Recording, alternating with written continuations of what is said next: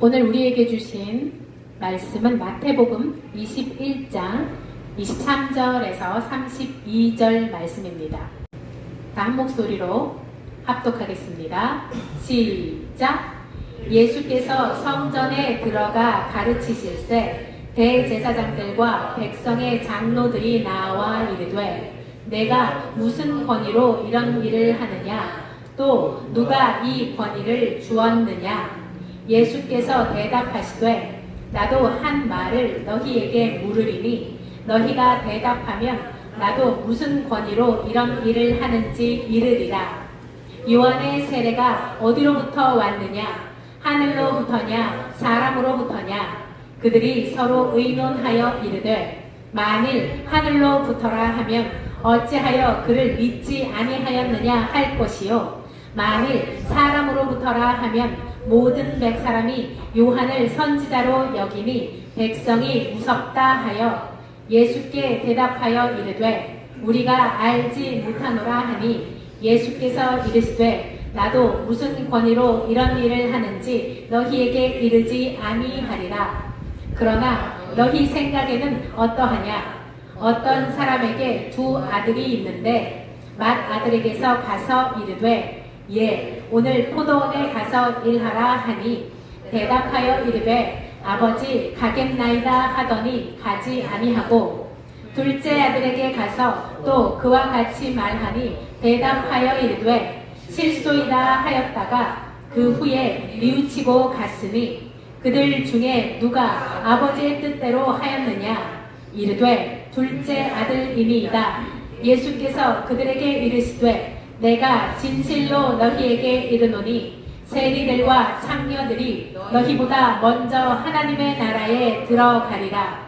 요한이 의의 도로 너희에게 왔거늘 너희는 그를 믿지 아니하였으되 세리와 창녀는 믿었으며 너희는 이것을 보고도 끝내 뉘우쳐 믿지 아니하였도다. 아멘. 오늘은 당신은 몇째 아들인가요? 라는 말씀으로 박철수 목사님께서 말씀 전해주시겠습니다. 우리 고려장이라는 이야기 하잖아요. 고려장. 근데 이제 고려장 이야기를 여러 가지 설이 있어요. 정말로 그랬다. 그게 아니고 우리나라를 모함하기 위해서 만든 거다. 그런 이야기가 있는데 중국에도 보니까 고려장 비슷한 그런 풍습이 있었더라고요. 그래서 어떤 사람이 있었는데 그 사람에게 나이가 많은 아버지가 있었어요. 그 나라 법으로 나이가 일정 수준이 되면은 그러니까 보통은 환갑이겠죠. 그러면 안 되는데 나는 환갑을 넘으면은 이제 사회에 도움이 안 되니까 밥만 축내는 존재니까 산에다가 버려라. 법으로 이제 이렇게 됐대요. 그래서 아버지가 이제 그 나이가 돼가지고 자기가 직접 가기 싫어가지고 이 사람이 그때까지도 아버지한테 효도를 안 한 사람이에요. 아버지 말을 듣지도 않은 사람이고 그래서 마지막 가는 길도 자기가 안 간 거예요. 자기 아들을 시킨 거죠. 그러니까 너 할아버지를 바구니에 담아서 지게에 지고 가서 산속 깊은 데다 버리고 오너라. 그래서 이제 아들이 할아버지를 바구니에 담아서 지게에 지고 깊은 산속으로 갔습니다. 그리고 아버지가 뭐라고 그랬냐면은 지게나 바구니는 버려두고 하라 그랬거든요. 그런데 할아버지를 버려두고 대신에 지게와 바구니를 챙겨서 집으로 돌아왔습니다. 그랬더니 아버지가 노발대발한 거예요. 그거 버리고 오라니까 왜 가져왔니? 그래서 그때 이제 아들이 뭐라고 그랬대요? 나중에 아버지가 환갑이 넘으면은 그때 써야 되잖아요. 그래서 이 아버지가 뉘우치고 부랴부랴 산속에 가서 자기 늙은 아버지를 모시고 와서 잘 효도를 했다는 그런 해피엔딩으로 끝나는 옛날 이야기가 있습니다. 오늘 본문을 보면은 예수님의 권위에 대해서 종교 지도자들이 딴지를 걸죠.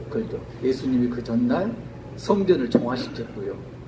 그리고 그 다음 날부터 백성들을 모아놓고 가르치시고 복음을 전하잖아요. 그런데 지금 장소가 어디입니까? 성전에서 가르치는 건 누가 하나요? 자격이 있는 사람만 성전에서 가르치는 거죠. 근데 그 자격이 있는 사람은 누가 정하나요? 종교 지도자들이. 그러니까 종교 지도자들이나 아니면은 종교 지도자들이 인정한 사람이 성전에서 가르쳐야 되는데, 예수님은 자격이 있나요, 없나요? 예수님은 종교 지도자들이 볼 때 자격이 없죠. 예수님 직업이 목수잖아요. 그러니까 목수가 지금 설교를 하는 거죠. 지금 말하면 그거예요. 지금 인테리어 업자가 지금 와서 성전에서 지금 설교를 하고 가르치고 이제 이런 형국인 거죠. 그래서 당신이 도대체 무슨 권위로 누가 성전에서 가르치라고 허락해서 백성들을 가르치냐, 이렇게 딴지를 건 거죠. 그러니까 시각이 지금 빗나가는 게 예수님 시각하고 그리고 종교 지도자들의 시각이 많이 빗나가고 있죠. 종교 지도자들이 따지는 건 예수님의 말씀이 아니고 예수님에게 부여한 권위, 누가 너에게 가르치라고 허락했느냐, 지금 이걸 따지는 거죠. 예수님 거기에 이제 즉답을 피하시죠. 그리고 요한의 세례를 끄집어냈습니다. 요한이 세례를 주었는데 그 세례를 주라고 누가 허락했느냐, 요한이 세례를 주는 그 권위를 누가 허락했느냐, 하나님이 허락했느냐 아니면 사람이 허락했느냐, 이렇게 되물으시죠. 그러니까 이 종교 지도자들이 즉답을 하지 못하고 서로 모여서 의논을 합니다. 자, 요한이 세례를 주었는데 그 권위를 하나님이 주었다. 이러면은 왜 너희들은 믿지 않느냐? 하나님이 그런 권위를 주어서 세례를 베푸는데 너희들은 왜 믿지 않고 세례를 받지 않았느냐? 이렇게 책망할 것이고, 자, 그러면은 사람들이 그 권위를 주었다. 이렇게 말하면은 그래도 이제 문제가 생기죠. 그렇게 이 사람들이 대답을 하려고 그랬는데 그렇게 대답하면 안 되는 거죠. 종교 지도자들이니까. 그런데 그렇게 말하는 이유가 뭐죠? 사람들을 두려워했기 때문에 또 그렇게 말하지 못하는 거죠. 이걸 보면서 어떤 생각이 드냐면은, 우리가 흔히 이제 청문회 자리에서 많이 듣던 소리를 여기서 듣는다. 종교 지도자들이 모르겠다 그랬거든요. 누가 그 권위를 주었는지 모르겠다. 하나님이 주었는지 사람이 주었는지 모르겠다. 그잖아요. 기억나지 않아요? 잘 모르겠는데요. 우리 많이 듣던 이야기 아니에요. 생각나지 않습니다. 글쎄요, 모르겠어요. 내가 한 게 아닌데요. 내 아내가 나 몰래 한 건데요. 계속 그러잖아요. 그런 게 지금 떠올리는 장면입니다. 그때 예수님이 비유를 말씀하시죠. 이른바 두 아들 비유. 두 아들이 있었다. 하루는 아버지가 큰아들에게 이야기했다. 오늘 포도원에 가서 일해라. 그랬더니 아들이 넙죽 대답을 했어. 예, 알겠습니다. 가겠습니다. 그리고는 안 갔죠. 아버지가 둘째 아들에게 이야기했습니다. 예, 오늘 포도원에 가서 일해라. 그랬더니 싫어요. 그리고 안 갔어요. 어디서 많이 듣던 이야기죠. 우리 애들한테 뭐 시키면 무조건 싫어요 그러잖아요. 애들 속성이 참 희한한 것 같아요. 애들이 2~3살 무렵 돼가지고 자아가 형성되기 시작하는 무렵이 되면은 가장 많이 쓰는 용어가 뭐예요? 아니, 거기부터 쉽잖아요. 아니, 안 돼, 안 해. 입에 달고 살잖아요. 어떤 말, 엄마 아빠가 어떤 말을 해도 아니, 안 해, 안 돼. 이걸 달고 살잖아요. 왜 그럴까요? 누가 그걸 가르쳤을까요? 그게 자아죠. 자아란 게 뭔가요? 자유의지가 변질된 게 자아죠. 하나님은 인간에게 자유의지를 주셨는데 아담이 자유의지를 변질시켰죠. 그게 이제 자아예요. 그 변질된 자유의지, 그러니까 자아 DNA가 대대로 내려온 거죠. 그래서 우리 애들이 가르치지 않았는데도 아니, 안 해, 싫어. 안 해. 입에 달고 살잖아요. 둘째 아들도 지금 똑같은 겁니다. 싫어요. 그런데 어떻게 했다? 둘째 아들은 그 후에 뉘우치고 아버지 말씀대로 포도원에 가서 일을 했다. 그리고 예수님이 종교 지도자에게 묻습니다. 너희 생각에는 두 아들 중에서 누가 아버지 말씀에 순종하는 아들인 것 같으냐? 종교 지도자들이 대답하죠. 둘째 아들입니다. 대답이 쉽게 나올 수 있잖아요. 왜요? 지금 두 아들 비유에서는 직접적으로 종교 지도자들을 이렇게 얽매는 그런 이야기 안 나오죠. 그러니까 비유는 비유다. 나무 일처럼 여기고 둘째 아들이 아버지 말씀에 순종하는 아들입니다. 이렇게 대답하잖아요. 그때 예수님이 말씀하시죠.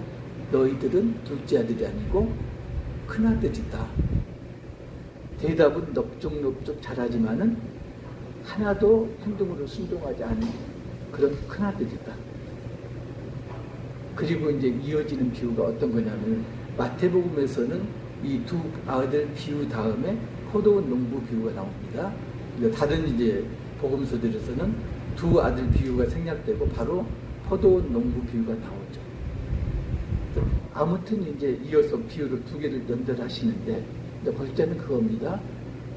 나는 하늘로부터 온 권위로 성전을 정화했고 그리고 백성을 가르쳤다. 그런데 너희들은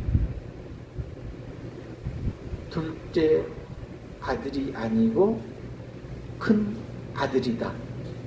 그 증거가 뭐다? 외식하는 서기관과 바리새인들. 성전 정화가 있기 전에 어떤 일이 있었나요? 무화과나무 저주 사건이 있었죠.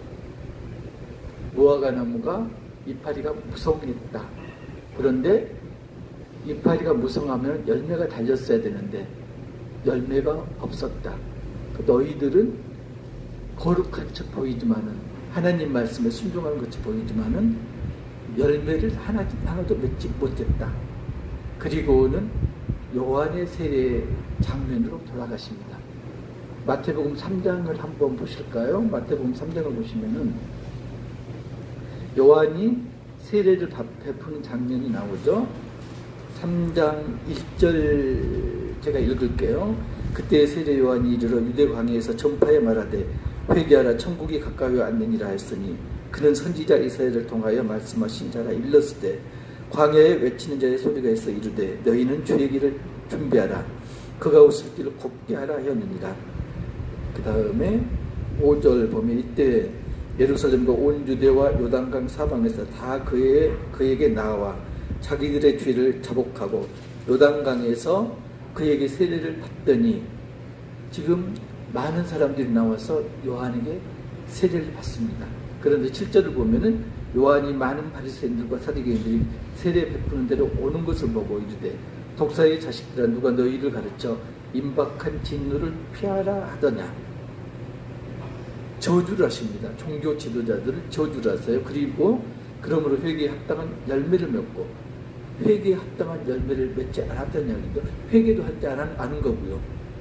그리고 회개하면은 그게 행동으로 나타나야 되는데 그런 반응도 없고 그 저주를 한 거죠.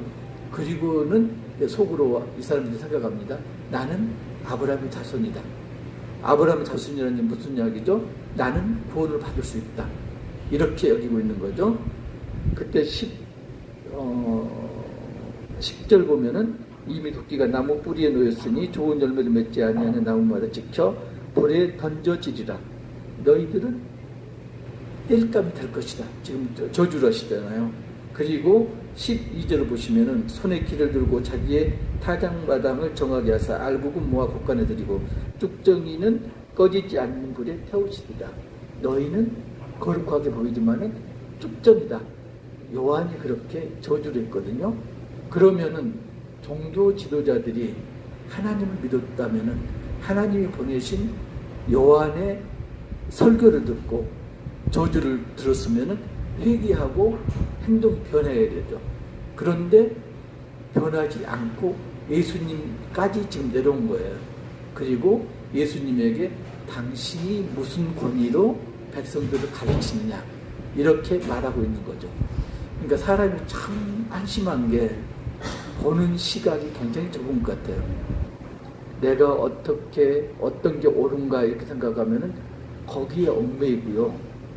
내가 몸담고 있는 그 상황이나 처지나 환경이 내가 판단할 수 있는 그 전부가 되는 거죠.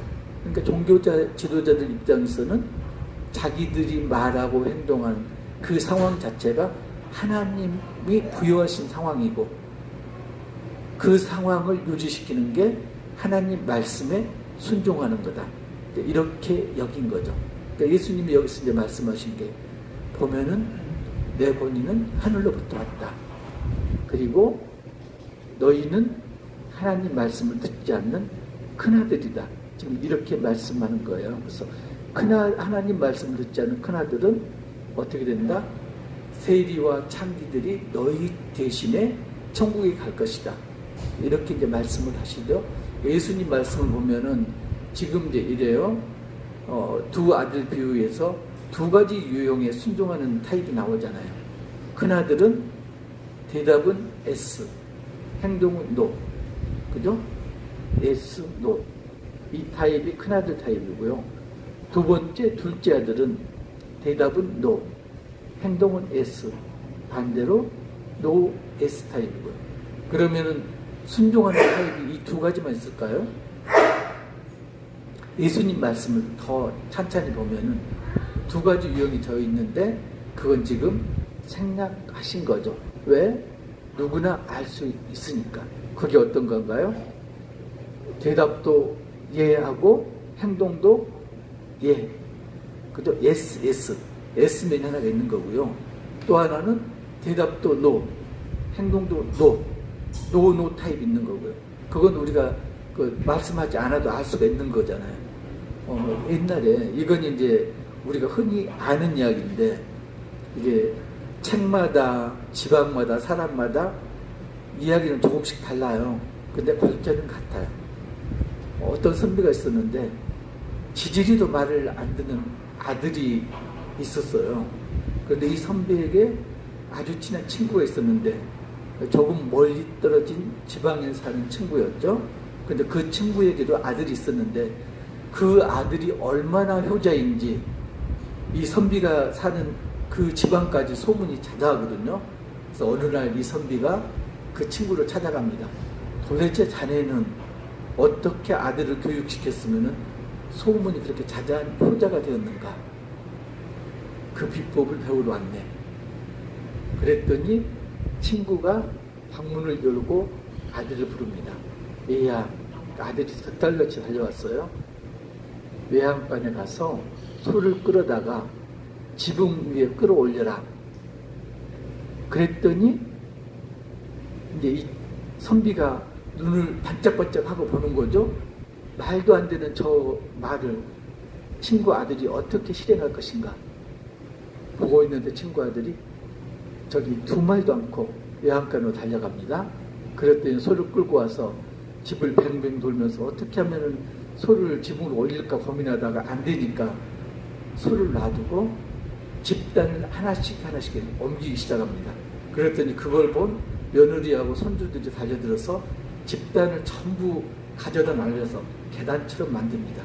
계단이 다 만들어지니까 아들이 소를 끌고 지붕으로 올라갔습니다. 다 올라가니까 친구가 말합니다. 얘야, 됐다. 소를 끌고 내려오니라. 그러니까 친구 아들이 두 말을 하지 않고 소를 끌고 밑으로 내려왔습니다. 친구가 선비에게 말하죠. 도왔는가? 이제 선비가 효자 만드는 비법을 전수받은 거예요. 그래서 즐거운 마음으로 집에 왔죠. 그리고 방에 앉아서 문을 열었습니다. 얘야, 소식이 없어요. 몇 번을 목 놓아 부르니까 마지못해서 아들이 툭툭거리면서 나타났어요. 왜요? 잠자는데 왜 불러요? 툭툭거려 나타났어요. 우라가침이었지만 참고 효자를 만들어야 되잖아요. 그래서 친구에게 전수받은 그 비법을 쓴 거죠. 외양간에 가서 소를 끌어다가 지붕 위에 올려라. 노망 들었어요. 그리고 뒤도 돌아보지 않고 아들이 집 밖으로 나갔습니다. 자, 여기서 보면은 우리가 그 두 아들 비유에서 본 그 두 타입 외에 두 가지 타입이 더 나오죠. 팀과 아들은 어떤 타입인가요? 대답도 S고 행동도 S고 S맨이죠. 그런데 선비 아들은 대답도 노고 행동도 노고. 그러면 결국은 순종하는 타입에는 네 가지 타입이 있는 거죠. 이걸 이제 성경에서 찾아보면은 첫 번째 우리가 믿음의 조상이라고 부르는 아브라함 경우가 있죠. 창세기 12장에 보면은 하나님이 아브라함에게 내 친척 본토 아비집을 떠나 가라 했을 때 아브라함이 어떻게 했나요? 갔어요. 어디로 가요? 물어보지 않았습니다. 가는 곳, 갈 바를 모르고 갔죠. 그러니까 대답도 S, 행동도 S입니다. 또 하나는 창세기 22장 보면은 모리아산 사건이 나옵니다. 하나님이 아브라함한테 이야기를 하죠. 내 독자 이삭을 모리아산에서 번제로 바쳐라. 아브라함이 어떻게 했을까요? 그걸 왜요? 물었나요? 아니면은 잠깐만요, 며칠 생각 좀 해보고요. 그랬나요? 그 다음날 아침 일찍 이삭과 함께 모리아산을 향해서 떠났습니다. S, S죠. 대답도 S, 행동도 S. 이게 어떤 순종이라고요? 지붕에 소를 끌어올리는 순종. 이런 순종이 하나가 있고요. 또 하나 순종이 사울의 순종이 있어요. 사무엘상 15장 22절 사무엘이 이르되 여호와께서 번제와 다른 제사를 그의 목소리를 청종하는 것을 좋아하심 같이 좋아하시겠나이까. 순종이 제사보다 낫고 듣는 것이 순양의 기름보다 나으니. 사무엘이 사울에게 왜 이 이야기를 했을까요? 여호와께서 사울에게 아말렉을 진멸하라. 사울이 알겠습니다 하고 아말렉과 전쟁을 하죠. 그리고 아말렉 사람들을 진멸을 합니다. 그런데 누구를 살렸나요? 아말렉 왕을 사로잡아서 살려두었습니다. 그리고 노량문을 여호와께서 분명히 살아있는 생명을 모두 진멸하려 했는데 보기에 좋은 걸 전부 남겨놨죠. 토실토실한 양, 맛있어 보이는 소 전부 남겨놨어요. 사무엘이 그걸 지적하잖아요. 사울이 뭐라고 그러나요? 번제 쓰기 위해서, 여호와께 제사 지내기 위해서 남겨놨다 이렇게 번제하잖아요. 그렇게 변명을 하잖아요. 그때 이제 사무엘이 한 말이 순종이 제사보다 낫다, 이 말을 하죠.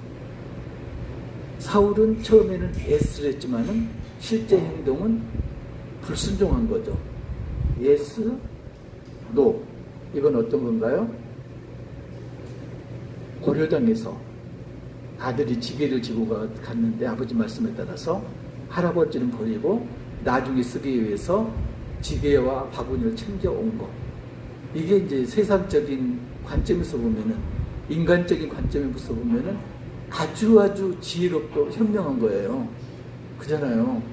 그 일로 인해서 아버지가 회개하고 할아버지를 못 사서 효도를 했잖아요.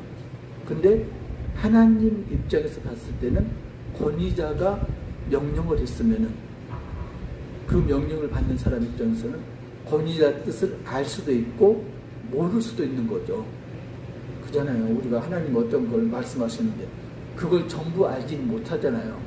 하나님 도대체 저한테 왜 이러세요? 저한테 어떻게 하라고요?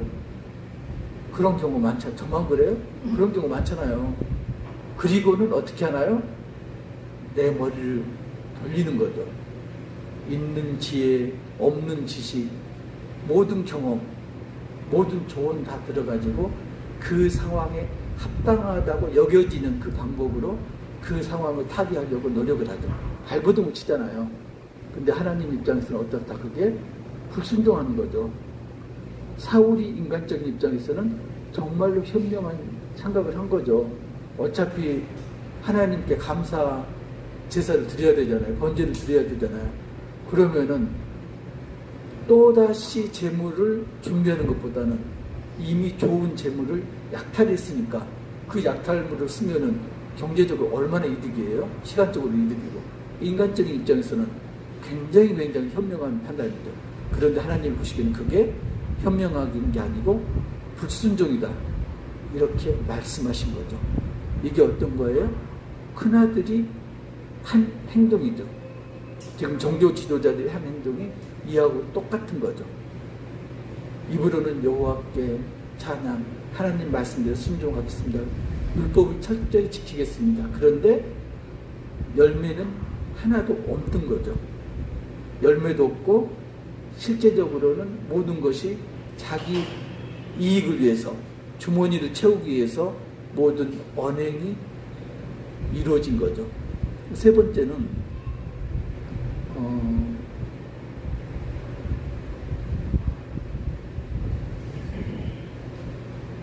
돌아온 탕자 그 순종이 있죠. 아버지 유산을 갖다가 말아먹고 뉘우치고 돌아오잖아요. 이게 이제 둘째 아들 이 순종과 같은 거죠. 이런 순종이 있고요. 많은 사람들이 이제 이런 순종, 돌아온 탕자가 내 입장이다 이렇게 생각할 수도 있는데 마지막 네 번째는 노한 게 있는 거죠. 대답도 노, 행동도 노. 어떤 경우가 있을까요? 이스라엘이 애굽에서 노예생활을 할 때 모세가 바로하고 대결하잖아요. 여호와 말씀을 전하면서 모세의 마음이 완악해서 10번이나 번복을 하잖아요. 여호와 말씀을 귀등으로도 안 듣는 거죠. 그리고 10번째 마지막 장자 재앙을 내리자 마지못해서 이스라엘을 해방시키죠. 이제 가라. 그런데 바로 마음이 변하잖아요. 그래서 병거를 몰고 이스라엘 뒤를 쫓아오죠. 그때 홍해가 갈라지고 이스라엘은 건너고 뒤쫓던 애굽 병사들은 수장이 되고 말죠. 그러니까 바로처럼 대답도 노, 행동도 노한 이런 부류가 있는 거죠. 이런 사람들이 어떤 사람입니까? 믿지 않는 대부분의 사람들이 이 유형에 속하죠. 하나님 말씀은 귀등으로도 듣지 않습니다. 그리고 물론 행동도 하나님 말씀대로 안 하죠. 마이동풍이죠. 굳이 이름을 붙이자면 마이동풍 순종. 대답도 노, 행동도 노, 논노가 아니고 노노. 그죠? 이런 네 가지 타입이 있습니다. 자, 예수님이 바리새인들에게 말씀하십니다. 너희들은 큰아들이다. 대답만 번지르하게 예스하지만은 행동은 하나도 하지 않았다. 열매를 맺지 않았다. 그걸 이제 예수님이 마태복음 23장에서 말씀을 하시죠.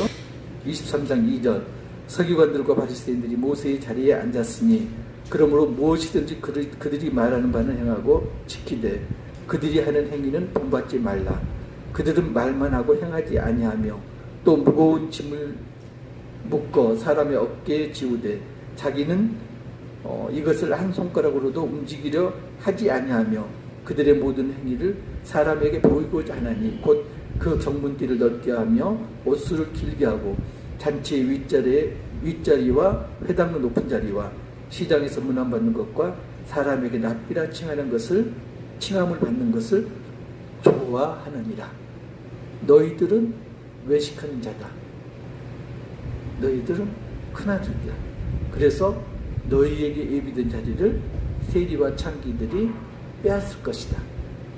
이렇게 말씀을 하죠. 여러분은 이 네 가지 타입 중에서 어떤 타입 같으세요?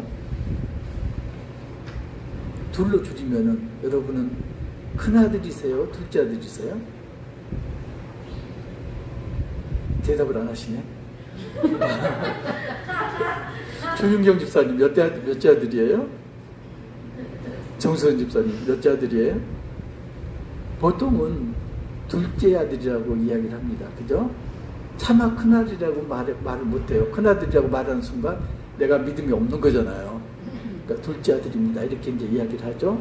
돌아온 탕자입니다. 정말 둘째 아들인가요? 좀 더 세분시켜서 네 가지 타입 중에서 어떤 타입이 있어요? 지붕에 소를 끌어올리는 그런 순종하는 타입이 있어요. 아니면은 정말로 세상적으로 현명하게, 할아버지는 버렸지만은 지게와 바구니를 챙겨오는 실속파세요? 그것도 아니면은 돌아온 탕자세요? 아니면은 세상 사람들처럼 하나님 말씀을 귀등도 듣지 않고 그걸 지키지도 않고 행하지도 않는 바로 같은 사람이세요? 중요한 게 대답에 있지 않습니다. 예스라고 하는 대답, 노라고 하는 대답이 있지 않고 지금 예수님이 중요하게 여기시는 것, 중요하게 여기신 것, 그 다음에 무엇이 중요한지, 그래서 무엇이 중요한지에 해당되는 것은 대답이 아니라 순종하는 행동인 거죠. 대답을 아무리 예스 하더라도 행동이 뒤따르지 않는다면 그건 순종이 아닌 거죠. 그런 것 같아요. 아이들이 어렸을 때 노라는 게 입에 붙었잖아요. 근데 이제 교육을 통해서 그러면 안 된다는 걸 학습을 하죠. 그러면 나중에 성인이 돼서 어떻게 하나요? 어지간하면 노라는 이야기를 안 합니다. 대부분 예스 하죠. 왜 그러나요? 노라고 하는 순간 상대방과 내가 관계가 멀어질 수도 있기 때문에 어지간하면 예스 하죠. 그 대표적인 게 뭔가요? 언제 밥 한번 먹어? 그거잖아요. 밥 먹을 생각 눈꼽만큼도 없어요. 제 보기도 싫어. 그런데 언제 밥 한번 먹어? 그 언제가 언제죠? 그 언제가 언제인지는 아무도 모르죠. 죽을 때까지 그 언제가 돌아오지 않을 가능성이 많죠. 나라도 보면은 나라마다 특색이 있는 것 같아요. 그걸 이제 외교적 언어라고 그러죠. 예를 남발하는, 예스를 남발하는 나라. 대표적인 게 일본 같아요. 그래서 예스가 아니다 이야기하잖아요. 잘 봐야 된다. 고개를 끄덕이는데 아니라는 표시다. 말은 예스라고 하지만 실제는 아니라는 것이다. 근데 이제 한국 사람들 밀어나잖아요. 한국 사람들은 예스는 예스고 노는 노다 그래가지고 일본 사람들 예스 그러면 철석같이 믿다가 계속 뒤통수 맞잖아요. 그러니까 예스가 아니라는 걸 몸에 익히는 게 이제 성인이 되면 익히는 거죠. 그게 이제 외교적 언어 이렇게 해야 됩니다. 근데 예수님 말씀하시는 건 외교적인 예스를 요구하신 게 아니죠. 예스를 했던 노를 했던 행동이 어떻게 돼야 된다? 행동은 순종을 해야 된다. 하나님이 보시는 건 뭘 본다? 지금 현재 대답을 보는 게 아니고 실제로 그 말씀대로 행했는가 행하지 아니했는가 행동을 보신다는 이야기죠. 우리가 아이들을 키우는데 정말로 우리들은 아이들이 바르게 자랐으면 좋겠는데 우리 마음대로 안 되잖아요. 근데 그때 어떻게 알아요? 하나님께 올려드리나요? 안 그러죠.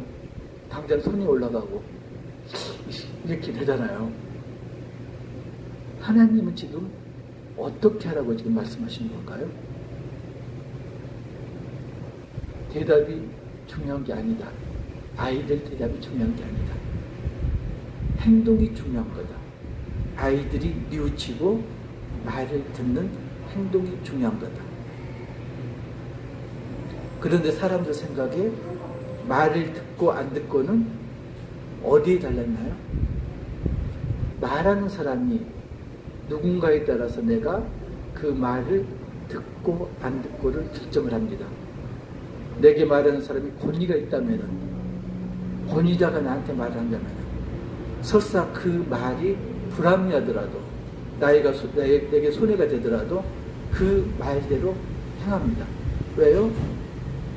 그 권위자가 나한테 손해될 일을 하지 않을 거라는 그 신뢰가 있기 때문에.